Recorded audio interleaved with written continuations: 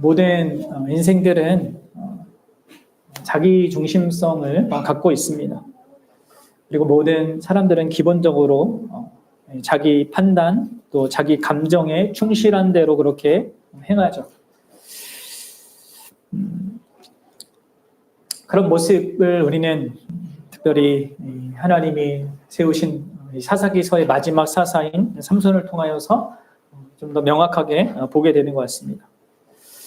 자기에게 주어진 인생의 의미, 또 하나님의 계심, 또 하나님의 나의 인생을 향한 이 뜻, 이런 거는 잘 생각하지 않습니다. 다만 그냥 내가 알고 경험하고 생각하는 그것을 기준으로 모든 것을 판단하고 생각하고 내가 원하는 사는 것이 이제 이 세상 사람들입니다.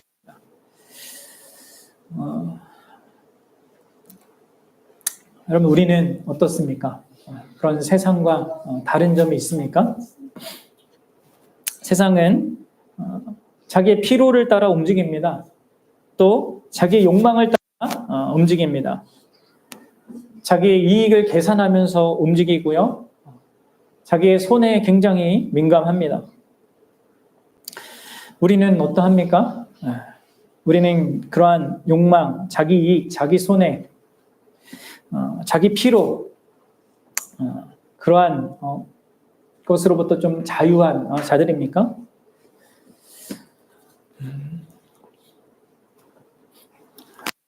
그런데 삼손을 보면 계속 굉장히 감정적으로 행동하는 것을 우리가 보죠. 그리고 어떤 의미에서 그러한 자기 욕망에 따라서 자기 감정에 따라서 그 삼손이 움직이기 때문에 얼핏 보면은 그는 참 자유롭게 산다 이렇게 볼 수 있을지 모르겠습니다. 그러나 우리가 계속해서 보게 되다시피 그런 자유로운 자기 감정에 의한 행동과 그 말과 모든 선택들 때문에 우리는 삼손이 계속 그 난처한 상황에 처하는 것들을 보게 돼요. 그리고 우리는 묻게 되죠. 그게 진짜 자유인가? 아니죠, 여러분들. 우리가 어떤 것에 대한 감정적인 반응을 갖게 되고 느끼고 그것을 표현하는 것, 그것 자체로는 나쁜 것이 전혀 아닙니다. 하지만 우리의 감정과 우리의 드는 이 본성, 이것이 나를 주도하도록 여러분들 내버려 두는 것 있잖아요. 그것은 옳지 않은 것이죠.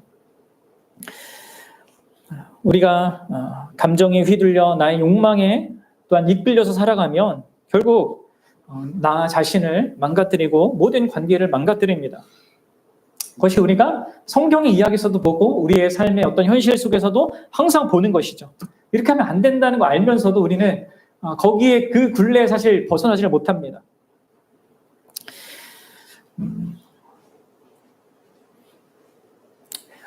사실 우리 이전 세대에는요, 자기 감정을 드러낸 것을 덕스럽지 못하다고 이렇게 여겼고, 그래서 자연스럽게 그것을 억압해야 되는 어떤 것으로 이렇게 말했잖아요. 그리고 우리도 그렇게 인식했습니다. 그래서 우리 안에, 그리고 특별히 여성들에게 같은 경우 안에는 한이라는 이런 말로 표현할 그런 것들도 있었단 말이에요. 근데 오늘날 세대는 어떻습니까? 오늘날에는 자기 감정을 있는 대로 드러내면서 그렇게 표현하고 표출하고 살아가는 것, 그것을 따라서 자기 욕망을 따라 살아가는 이것을 자연스럽고 또 선호할 만한 것으로 또 인식하고 있습니다. 그럼 이렇게 세상이 어떻게 자꾸 이제 극단으로 이렇게 흐르는지를 보셔야 됩니다. 자기 감정을 그냥 억압하는 것도 여러분 올바른 것이 아니지만 자기 감정을 따라서 그것을 다만 표출하며 살아가는 그것도요 올바르지 않습니다. 자기 감정과 그 욕망을 컨트롤할 수 있어야 돼요. 조절할 수 있어야 됩니다. 근데 여러분들 그러한 일들은 그냥 혼자 마인드 컨트롤 한다고 되는 게 아니에요. 그렇죠? 물론 이제 사람들은 아니면 자기 개발서 이런 거에 의하면 그게 가능하다 이렇게 얘기도 하지만 그건 그냥 그렇게 한다고 되는 게 아닙니다. 그리고 그냥 과거처럼 억지로 그것을 참는 거, 막 그냥 견디는 거, 그것으로도 안 되죠. 그렇게 참다 보면 어떻게 돼요? 우리 안에 그게 쌓입니다. 그리고 언젠가 어떤 계기를 통해서 폭발하게 된단 말이에요. 여러분들 우리가 이러한 어떤 자기 감정이나 욕망에 충실한 그것을 좀 어떻게 조절하는가를 여러분 생각해 볼 때 큰 힌트가 되는 존재들이 있는데 바로 어린아이들이에요. 어린아이들. 조금 더 이제 범수처럼 이렇게 좀 어린아이들. 그들이 이제 감정적으로 요동하는 어떤 것을 경험할 때 여러분들 그들이 어떻게 그것을 해결합니까? 자기한테 뭐 손해가 오던 아니면 자기의 뭔가를 빼앗기던 어떤 바람이 목에 수박 몰다가도 그들이 그러한 자기의 감정을 어떻게 이렇게 잔잔한 그러한 어떤 마음으로 이렇게 갖게 되는 그 경우가 있잖아요. 그게 언제예요? 그것은 바로 부모가 그 아이를 꼭 붙들고 안아주면서 내가 너를 사랑한다. 내가 너의 부모고 아빠이고 엄마다. 너에게 어떤 어려움과 손해가 있어도 내가 있으니까 걱정하지 마. 또 내가 더 좋은 것으로 널 채워줄 거야. 이런 여러분들 이 부모의 그러한 따뜻한 사랑, 그 고백과 그 품 안에서 그럼 그 아이는 자신의 그 막 흔들렸던 그 감정을 이제 바로잡게 되는 것이죠. 여러분 마찬가지입니다. 우리 믿는 사람들이 자기 감정이나 자기 욕망을 이렇게 조절하고 하는 것은 우리가 뭐 스스로 우리의 힘으로 뭐 하는 극기 훈련이나 뭐 그런 의미에서가 아니라 우리가 하나님, 우리의 하늘 아버지 품에 안겨서 그분이 우리를 어떻게 사랑하시는지 또 그분이 어떻게 우리를 주관하시고 붙들고 계신지 악과 고통의 현실이 있어도 그분이 얼마나 우리를 향하여서 또 큰 선한 뜻으로 그 모든 것들을 주장하시는지 또 그분에게는 우리에게 정말 필요한 모든 것을 채울 수 있는 충만함을 분명히 그분이 갖고 계시다는 것 속에서 그것을 아는 것 속에서 그것을 신뢰하는 것 속에서 우리가 갖는 것이죠. 그렇죠? 그냥 단순하게 마인드 컨트롤하는 것이 아닙니다. 실제가 아닌 것을 가지고 상상하면서 만드는 게 아니죠. 그런 것은요 진짜 금방 무너지고 금방 깨어집니다. 하지만 진짜 하나님과의 관계 속에서 우리 하나님을 아빠 아버지로 인정하는 것 속에서 그분이 말씀이 주는 확고한 그 약속 안에서 그 실제를 기반한 것, 그 견고한 것 속 안에서 우리가 그러한 자기 통제 또 자기 감정을 다루게 되는 것입니다. 여러분들 어떻게 여러분들에게 그런 것들이 있습니까? 자기 욕망도 그렇고 자기 감정도 그렇고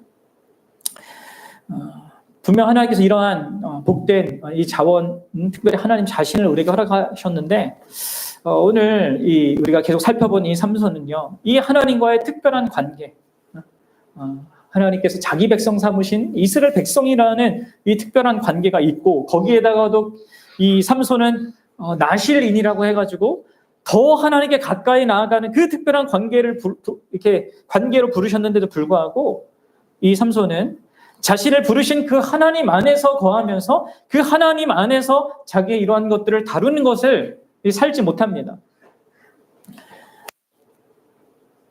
그리고 하나님을 떠나 마치 홀로 있는 자처럼 자기 감정대로 자기 욕망대로 해고 선택하고 판단하고 그렇게 살아갑니다. 그래서 여러분들 이 삼손이 이 결혼이라는 이 중요한 이런 것조차도 어떻게 합니까? 그냥 자기 결혼식에 그냥 흥을 돋아둘 그냥 친구들을 아무나 부릅니다. 누구요? 블레셋 사람들을 친구로 불러서 함께 그냥 이 결혼식의 잔치를 열어요. 또 그들과 어떤 참된 우정을 쌓는 것 그런 것에 마음이 있지 않고 그들을 통해서 어떤 유익을 보고자 그들이 전혀 맞출 수 없는 자기 경험 세계 안에서 자기가 경험한 어떤 것을 기반으로 수수께끼를 내잖아요. 그것을 내놓고 자기를 엄청 대견스럽게 여기고 자기가 얼마나 정말 그들이 알지 못하는 이 어려운 걸 내는가.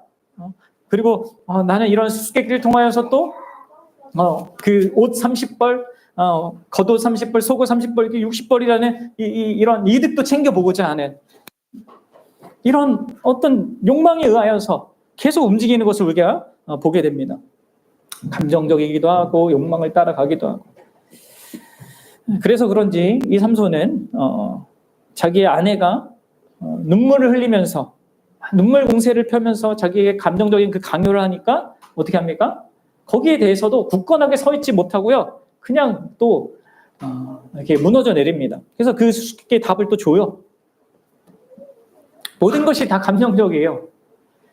결혼식 축제의 마지막 날 자신이 이겼다라고 생각했던 바로 그때에 자기 아내를 협박해서 답을 알아낸 그 친구들이 자신에게 답을 말해줬고 결국 삼손은 내기에 지게 되죠.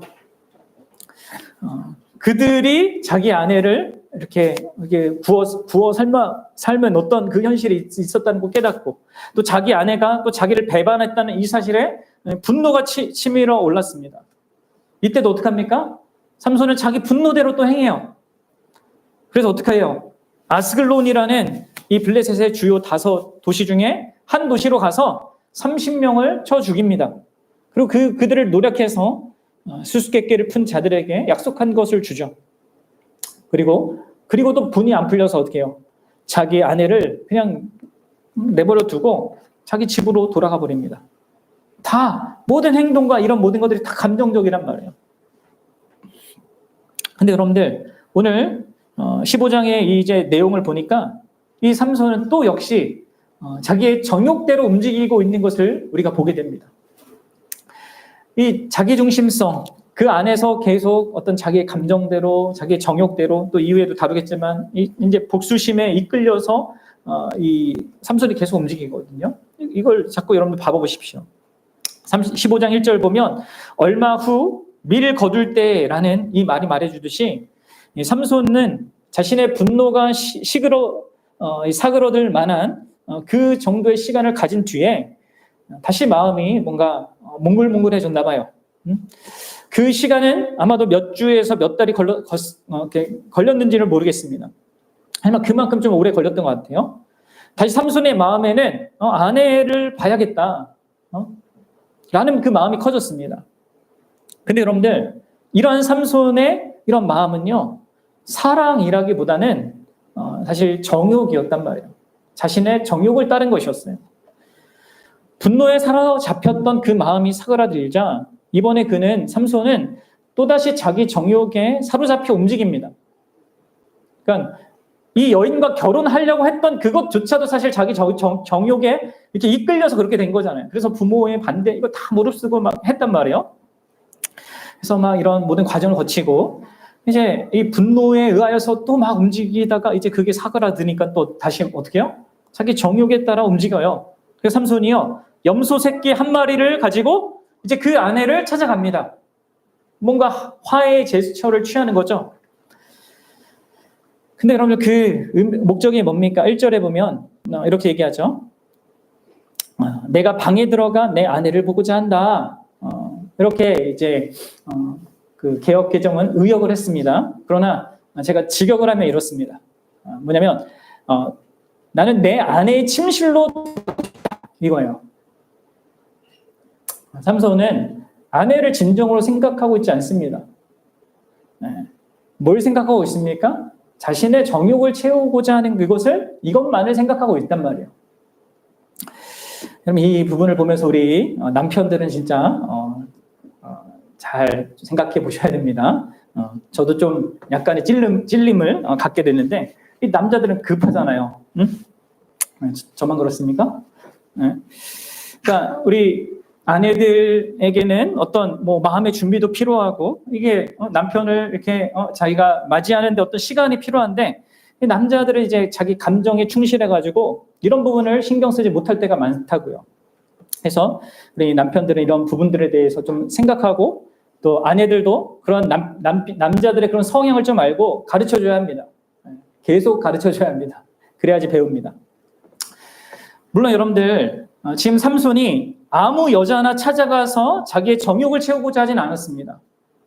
그래도 법적으로 자기 아내 된 사람을 찾아가 그것만으로도 그래도 그 안에 어떤 신앙 혹은 양심이란 것이 작동하고 있다는 것을 우리는 볼 수 있습니다. 그러나 여전히 그가 자기 중심성을 갖고 있는 그 모습은 분명하게 드러나고 있는 것입니다. 그런데 이 삼손이 그런 자신의 불타는 그 정욕에 물을 붓는 일을 이렇게 마주하게 됩니다. 뭐예요? 장인이 자기 아내를 자기 친구에게 줘버렸다는 거예요. 아내로.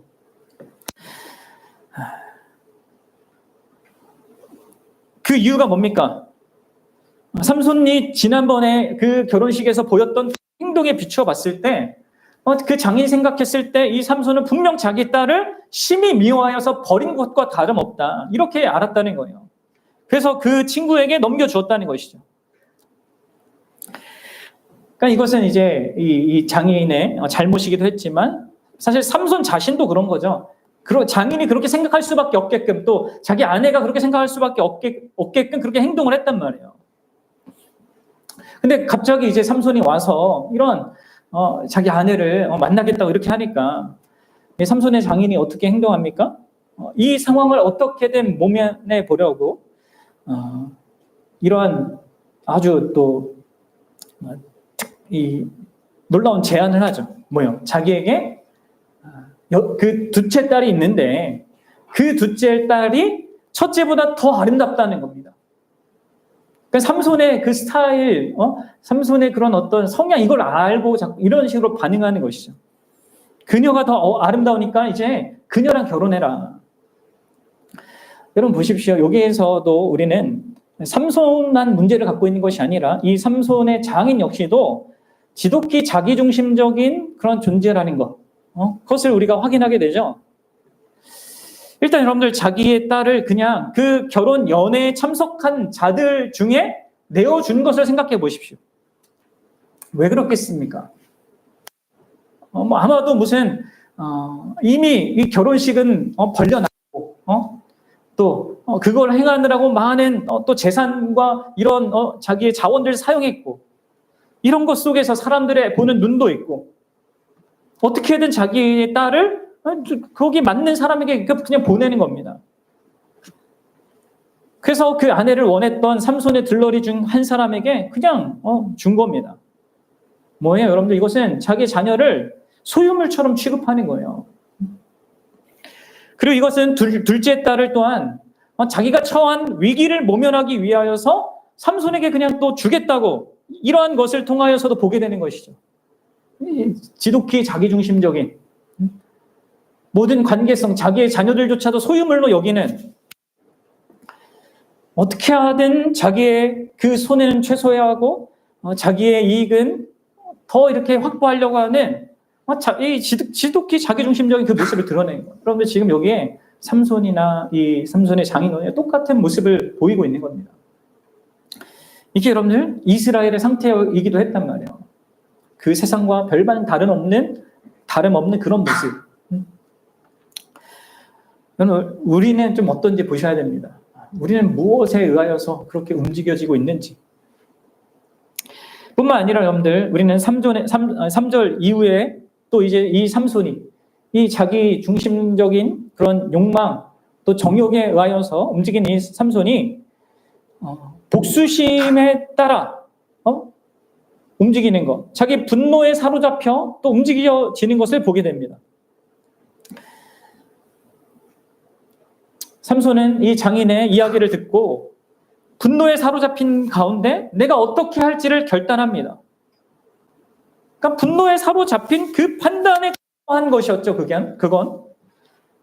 이게 삼손이 하는 일들이 다 이래요. 그러다가 뭐라고 얘기합니까?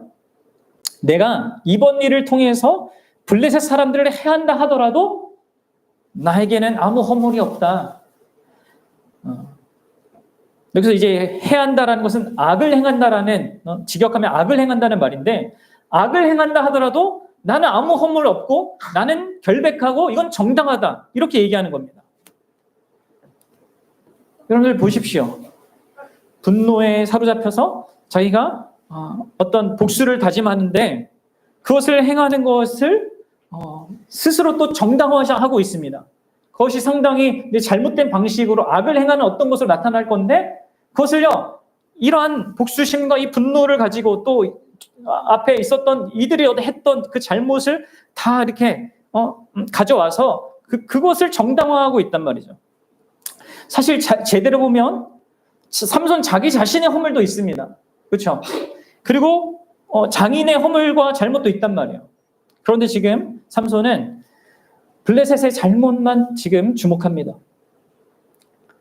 이전에 이 블레셋인들이 뭐 그들이 잘못하긴 했죠. 근데 그게 전부는 아닌데 거기에 이제 자기가 이것을 자기 행동을 정당화할 것들을 거기다가 이제 쌓는 거예요. 자기 아내를 꼬셔서 수수께끼 답을 알아냈다.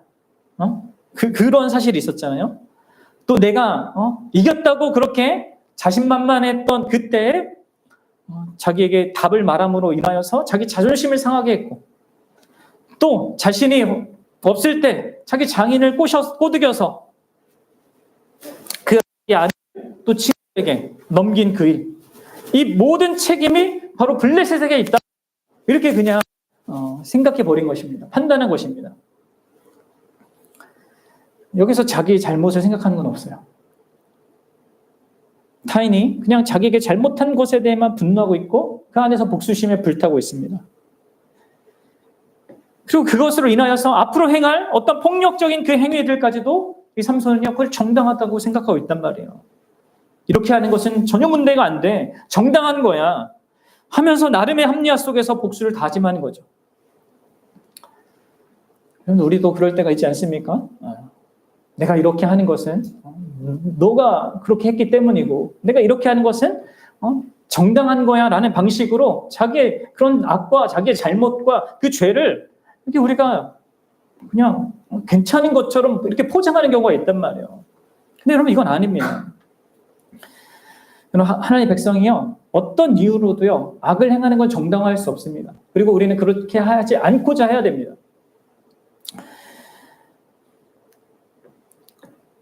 근데 여러분들 여기 삼손이 어떻게 복수를 합니까? 아주 특이한 방식을 사용하죠. 그러면서도 아주 강력한 방식으로 복수를 합니다. 뭐예요? 여우 300마리를 잡아서요. 뭐 어떻게 잡았는지 모르겠습니다. 그 산채로 잡아서 두 쌍씩 꼬리를 묶습니다. 그리고 그 사이 횃불을 달아서 그 회에 불을 붙여서 이 여우를 이 밭에 그들이 머물고 있고 그들이 그 농사했던 들판에 몰아들여 넣었단 말이에요. 삼손이 이전에 자기가 언제 해봤는가 모르겠는데 그러한 것을 특별한 이 방식을 사용해서 온 밭과 온 그 과수원과 이 모든 것에 불을 놓습니다. 결국 어떻게 됩니까?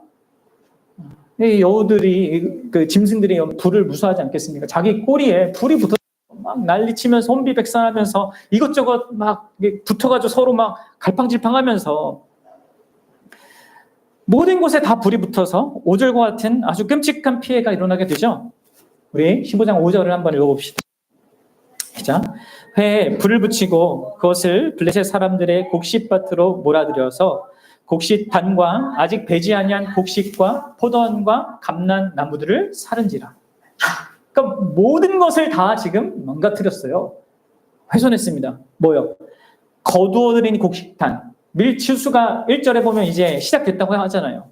그 중간에 이미 거두어들인 것, 그리고 아직 배지 아니한 곡식 뿐만 아니라 포도원과 감람나무까지 그들의 생계, 그들의 존재를 지탱하는 그 모든 것들요 다 불타버린 것입니다. 이로 인하여서 블레셋 민족의 1년 농사가 다 수포로 들어갔어요. 블레셋 지역의 이 경제가 아주 커다란 손실을 경험하게 된 것이죠.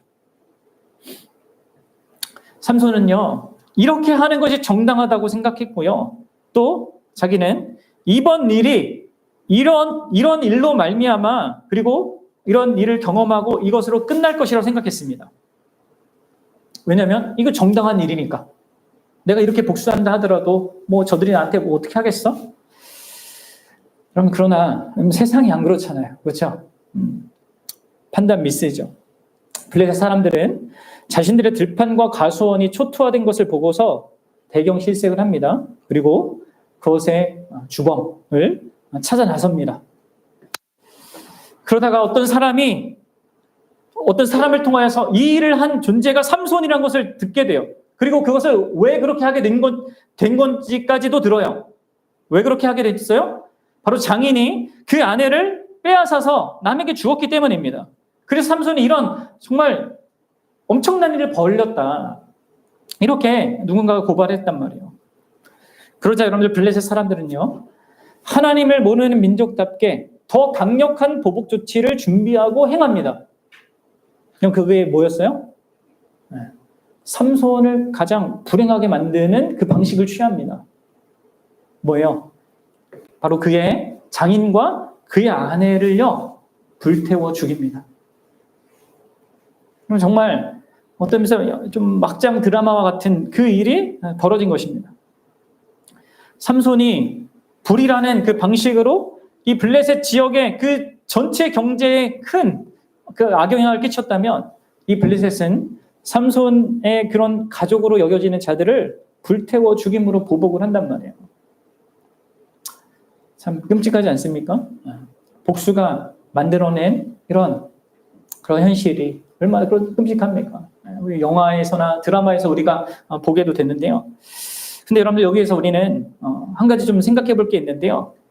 삼손의 아내가 불태워 죽임을 당했다는 이거예요. 이걸 좀 생각해 봅시다. 왜요?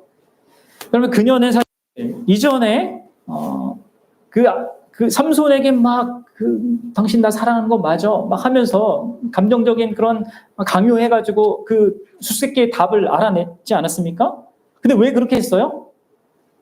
그때 블레셋 사람들이 협박을 했거든요. 뭐라고요? 너 이거 수수께끼 안 알아오면 너와 너의 아버지의 집은 우리가 불태울 거다. 이런 협박을 받았단 말이에요. 그래서 여러분들 이 여인은 그런 자들의 협박이 두려워서 남편인 삼손을 속였습니다. 그래서 결국 삼손이 그 네 개의 지도록 만들었단 말이에요. 근데 여러분 결국 어떻게 됩니까? 결국 그녀는 자기가 협박받고 두려워했던 그것에 의하여서 또 그들에 의하여서 죽임을 당해요. 자기가 살아보려고 남편을 이용했지만 결국 그 삼손의 아내는 그 위협에 삼켜지고 말았습니다. 여러분 이게 여러분 세상입니다. 세상은 우리가 말 잘 들으면 우리의 방식을 쫓으면 너희가 살아남을 거고 행복할 것이라고 약속합니다. 사탄의 방식이기도 하죠. 그러나 여러분 그 세상은 결국 우리를 잡아 삼켜요. 우리를 망가뜨립니다. 여러분들 기억하셔야 됩니다. 여러분 자기를 위해 다른 사람을 수단화하면요, 결국 그 사람도 수단화되고요, 버림받게 됩니다. 이게 세상의 방식인 걸 알아야 돼요. 정말 이런 끔찍한 일이 일어남으로 말미암아 삼손은 또다시 예상치 못한 그 일에 직면하게 돼요. 아내와 장인이 살해당했습니다.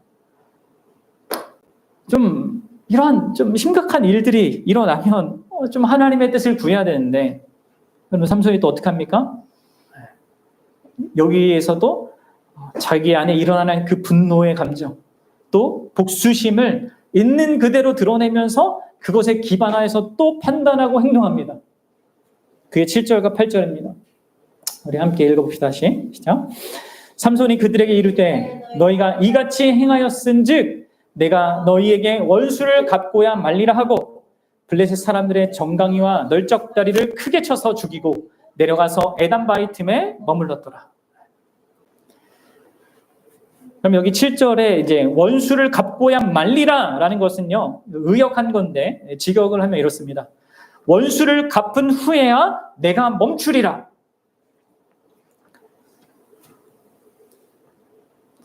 삼손은 계속 이제 판단 미스를 하고 있습니다. 자기가 이런 일을 하게 끝날 거다 이렇게 생각하는데 그렇지 않고 계속 이제 이런 일들이 반복되면서 뭔가 더 큰 문제가 생기고 있는데 삼손은 그렇게 생각하는 겁니다. 이게 이제 분노에 휩싸이고 복수심에 의하여서 움직이기 때문에 제대로 사리 판단을 못하는 겁니다. 그래서 삼손이 어떻게 해요? 블레셋 사람들을 크게 쳐서 사륙합니다. 원수 갚고자 하는 그 마음이 다 만족할 정도로 사륙을 하고 난 후에야 그 근처 유다 땅 에단 바위 그 틈으로 가서 휴식을 취했죠. 그러면 이 삼손의 모든 이 모습들이 어떻게 이 블레셋 사람들을 있는 모습 그대로 담고 있는지 여러분들 좀 봐야 합니다. 얼마나 자기중심적이고 자기 감정에 따라 움직이고 복수심에 사로잡혀 행동하는지, 블레셋도 동일하게 그렇게 하고 있단 말이에요. 그렇죠? 이게 여러분 이스라엘 상태였단 말이죠. 그럼 여기서 아무도 올바르게 행하는 사람이 없습니다. 아무도 정상적인 판단과 그런 바른 그런 기준을 가지고 행동하는 사람이 없어요. 근데 여러분들 여기에 단 한 분만큼은요, 올바르고 합당하게 그리고 신실하게 행동하십니다. 감정에 따라 행동하지 않으시고 자신이 한 사랑의 약속에 따라서 신실하게 행동하십니다. 그럼 그게 누굽니까? 그럼 보이십니까? 이 본문에는 등장하지 않아요. 누구도 그분의 이름도 부르지 않습니다. 그러나 보이지 않지만 분명 이 사건들 배후에 계신 바로 그분, 바로 우리가 믿는 하나님, 그분은요, 이런 모든 인간들이 자기 중심적인 그런 마음으로 서로 치고받고 하는 그런 모든 활동들 배후에 계셔서 그분은 자기 백성을 향한 자신의 뜻을 이루고 계셨단 말이에요. 여러분, 우리가 이것을 봐야 됩니다. 특히 이것은요, 그분이 어떻게 이 블레셋 사람들을 대하는지를 통해서 우리가 확인할 수 있습니다. 그럼 우리는 이 블레셋 사람들이 계속해서 아주 이상한 상황에 처하게 되는 것을 보게 됩니다. 그리고 이러한 측면은 삼손 이야기 전체에서 처음부터 계속되는 패턴이거든요. 그럼 잘 생각해 보십시오. 이 블레셋 사람들은 뭔가 삼손에 대하여서 일종의 승리라고 부를 수 있는 것을 얻습니다. 그런데 곧바로 그 승리를 무색하게 만드는 더 큰 실패를 경험해요. 그리고 이러한 일들이요, 계속 반복됩니다. 그럼 다시 한번 생각해 보십시오. 14장에서 이들은 삼손의 아내를 협박해서 어떻게 했습니까? 수수께끼의 답을 알아내고 삼손에게 옷 2벌씩 대가로 받게 되죠. 승리했습니다. 근데 어떤 일이 벌어져요? 자기의 주요 도시 중 하나인 아스글론에서 자기도 모르는 사이에 30명의 동족들이 삼손에 의해 죽임을 당해요. 그리고 소유를 다 빼앗기게 된단 말이에요. 그러니까 더 큰 실패가 온 거죠. 그리고 그 자기 승리 때문에 자기 민족이 죽고 자기가 소유한 그것은 자기 민족 거였어 원래. 그럼 또 이들은 삼손이 사라진 이후에 삼손의 아내를 이렇게 어떤 한 친구에게 이렇게 주지 않습니까? 장애인을 어떻게 꼬드겨서 그렇게 한단 말이에요. 그렇게 함을 통하여서 어떤 의미에서 삼손에게 일종의 어떤 이 승리를 가진 어떤 것을 이렇게 만끽했단 말이에요. 근데 여러분들 그 이후에 또 어떤 일이 벌어집니까? 분노가 치밀어 오른 이 삼손이 벌린 이 아주 이상한 일 뭐예요? 여우 300마리 묶어가지고 이렇게 어떻게 됩니까? 자기의 지역 경제가 다 무너져 내려버려요. 뭔가 이들이 삼손에게 뭔가 승리를 한 게 하는데 계속 자기네들 더 망가집니다. 여기서도 또 그렇습니다. 오늘 본문에서도 블레셋 사람들이 또 이 삼손의 행위에 화가 나서 어떻게 해요? 삼손의 장인과 그 아내를 불태워 버립니다. 그러면서 이들은 또 승리를 만끽했겠죠. 근데 또 어떤 일이 벌어집니까? 복수심에 불탄 삼손에 의하여서 수없는 남성들이 정강이와 널쩍다리가 부서지는 아주 비참한 방식으로 크게 또 사륙을 당합니다. 여러분, 이후에 우리가 다음 주에 살필 9절 이후의 본문에서도요, 블레셋 사람들은 유다 사람들을 협박해서 삼손을 포획해요. 그래서 삼손이 끌려간단 말이죠. 이번에도 여러분 블레셋 사람들은 일종의 승리를 얻었습니다. 근데 어떻게 됩니까? 삼손이 갑자기 그 힘으로 자기를 묶고 있던 그 줄을 다 끊어내고 주변에 있는 나귀 턱뼈로 1000명의 블레셋인들을 살해한단 말이에요. 또 여러분들 16장에 가보면요, 삼손이 아내를 잃은 슬픔을 이제 극복하고 또 다시 이제 가사라는 그 지역에 가는데 거기 이제 블레셋의 주요 도시입니다. 근데 거기에서도 이 삼손이 그 블레셋의 한 여인, 기생인데 그 여인과 또 사랑에 빠집니다. 거기 있는 것을 이제 블레셋 사람들이 알아차리고 매복을 한단 말이에요. 이제 삼손 잡았다, 죽일 수 있다. 뭔가 승리를 만끽하려고 하는 그 순간에 또 어떤 일이 벌어지지 아십니까? 갑자기 삼손이 밤에 일어나서 힘으로 그 도시의 성문짝을 다 떼어버리고 가버립니다. 그러면 성문짝은요, 그 도시를 지키는 가장 중요한 그 수단이란 말이에요. 그 도시를 무방비 상태로 노출시킨 겁니다. 삼손을 잡는다고 계속 성공했다고 생각했는데 항상 계속 더 엄청난 그 규모로 자기가 손해를 보는 일을 경험하는 것입니다. 여러분, 이런 패턴이 보입니까? 이게 계속돼요. 뭔가 승리를 했다고 생각했을 때마다 더 큰 실패가 삼손을 통해 찾아오는 겁니다.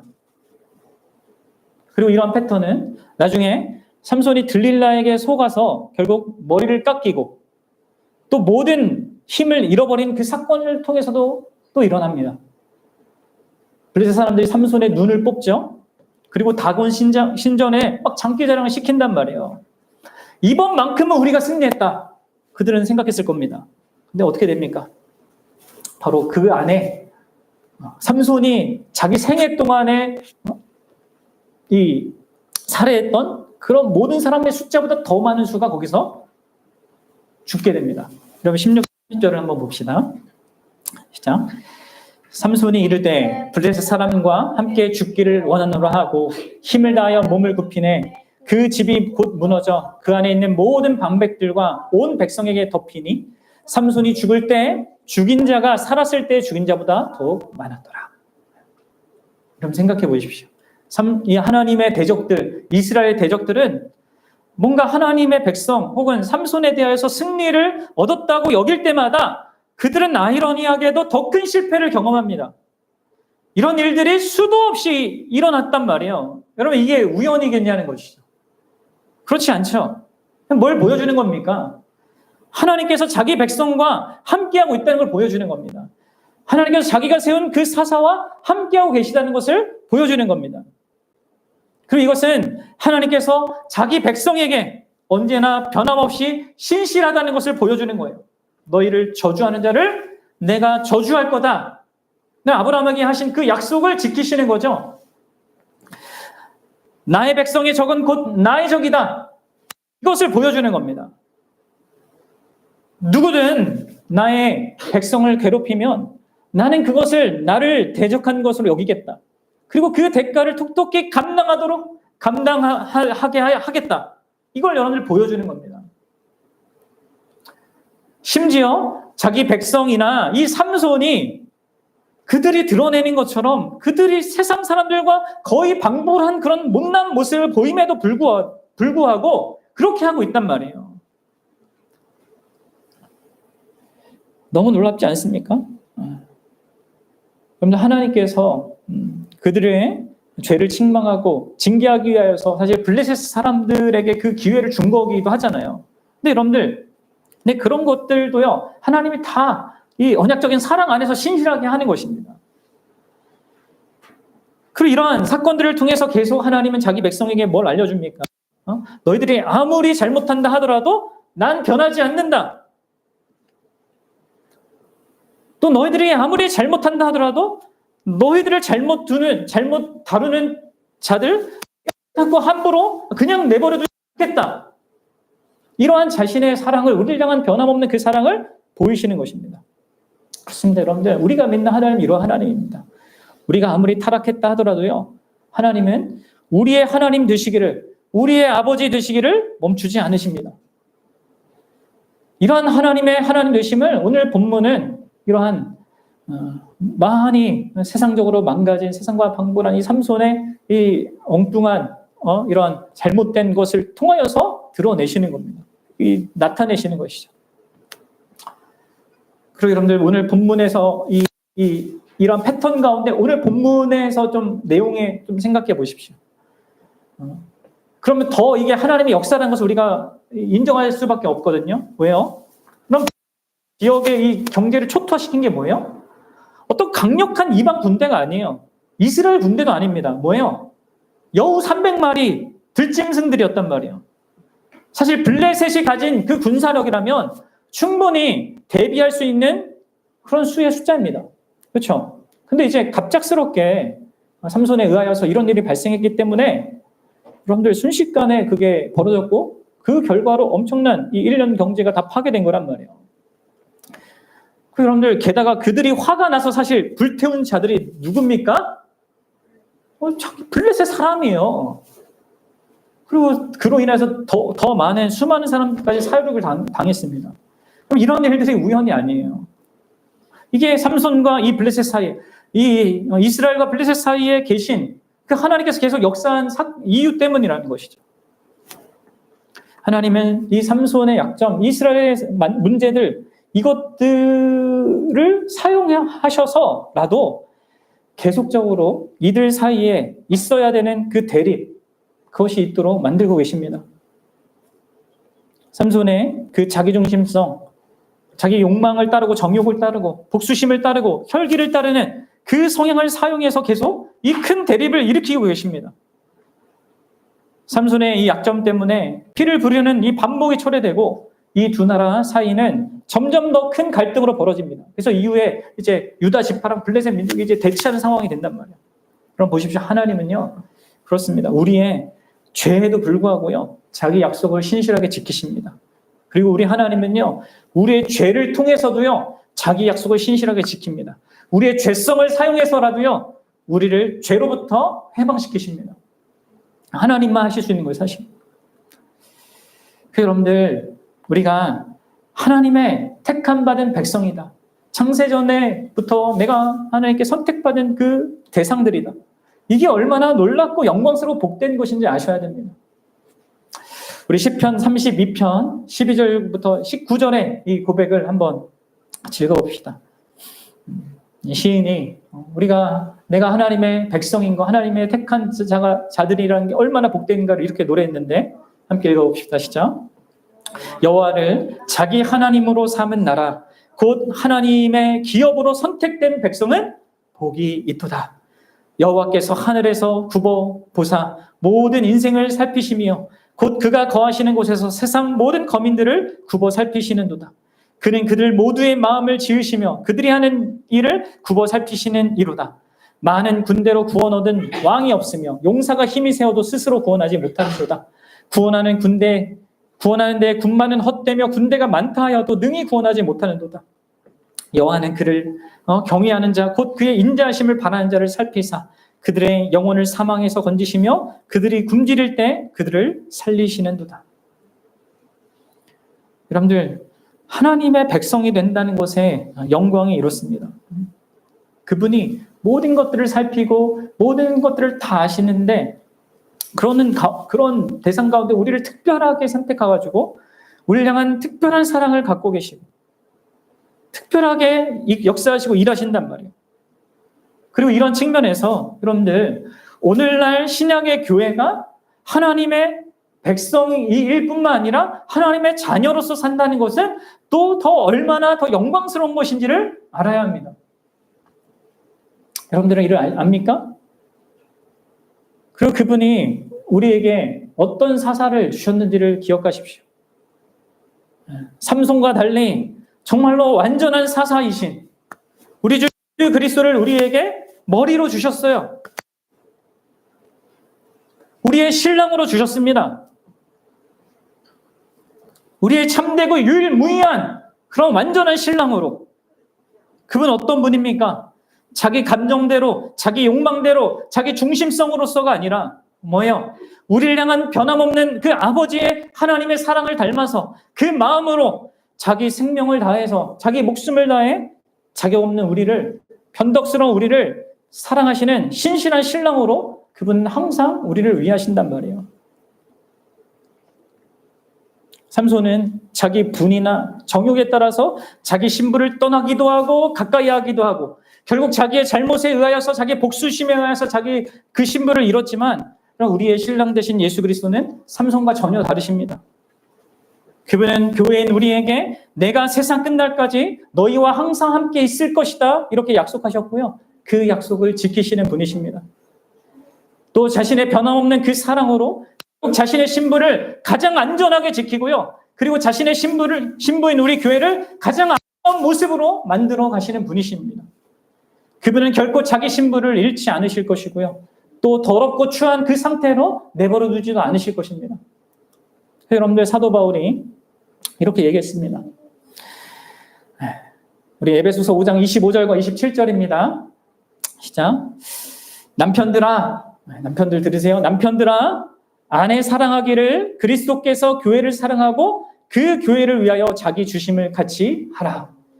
이는 곧 물로 씻어 말씀으로 깨끗하게 하사 거룩하게 하시고 자기 앞에 영광스러운 교회로 세우사 티나 주름 잡힌 것이나 이런 것들이 없이 거룩하고 흠이 없게 하려 하시니라.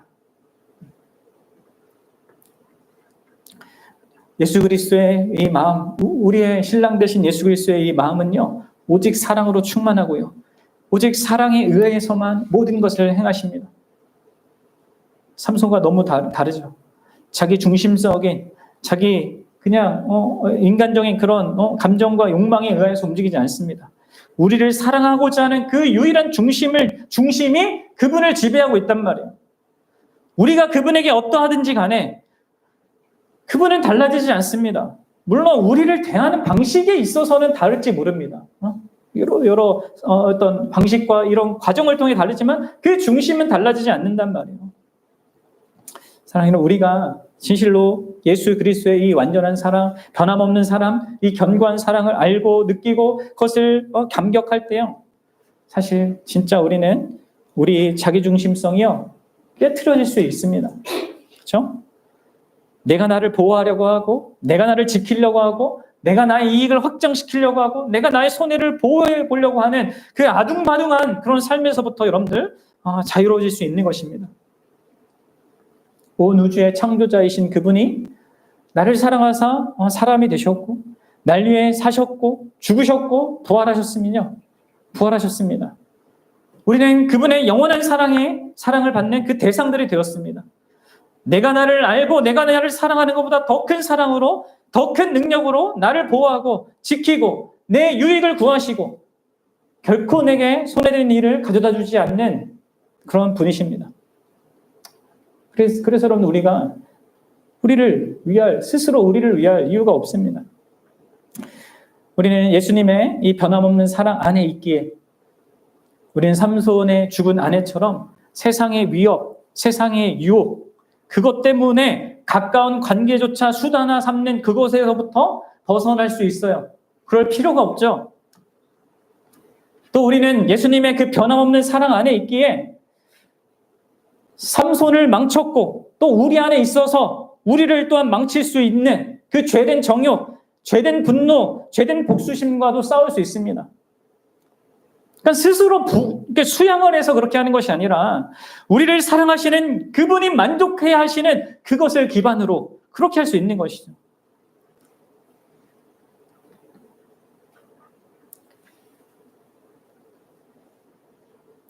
여러분 보십시오. 우리의 죄성이 얼마나 우리 삶에 많은 문제를 일으킵니까? 하나님과 관계에서, 다른 사람과의 관계 속에서 내가 나를 이해하는 나의 정체성을 규정하는 데 있어서 이 세상을 바라보고 내 인생을 바라보는 관점에서 내 안의 죄가 얼마나 많은 문제를 일으켜요. 여러분들 그것을 우린 구약을 보고 여러분들 정말 구약의 이 사건들을 보면서 경계해야 됩니다. 그러면서도요, 이런 죄로부터 우리를 구원하기 위해 이 땅에 오신 예수 그리스도, 여러분 그분께 우리의 문제들을 들고 나아가서 그것들을 해결받을 수 있습니다.